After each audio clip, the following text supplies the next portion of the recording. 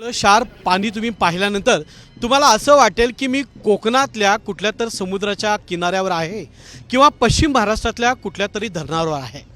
तर निश्चितच तुम्हाला असं वाटणं साहजिक आहे, पण तसं नाही आहे.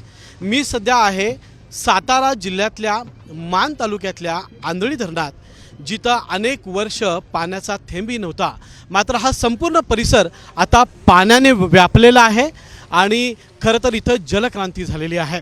या परिसरातले आमदार आणि खासदार दोघेही आपल्यासोबत आहेत. कसा पाण्यासाठी संघर्ष झालेला आहे?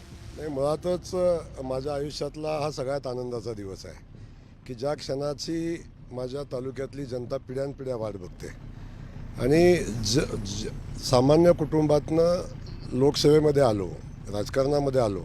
तोच मुळात लोकांना विश्वास दिला होता की मला माझ्या तालुक्याला लागलेला दुष्काळी मातीला लागलेला कलंक आहे तो पुसायचा आहे. आणि गेल्या 15 वर्षापासूनचा अविरत संघर्ष आहे. 15 वर्षापासून केलेल्या संघर्षाचं फलित आज आपण बघताय की प्रचंड अडचणी, प्रचंड राजकीय विरोध, प्रचंड इच्छाशक्ती, काम होऊ नये म्हणून पण असणाऱ्या लोकांची संख्या, आणि त्यातून मार्ग काढत आज आपण याच्या अंतिम टप्प्यात पोचलो.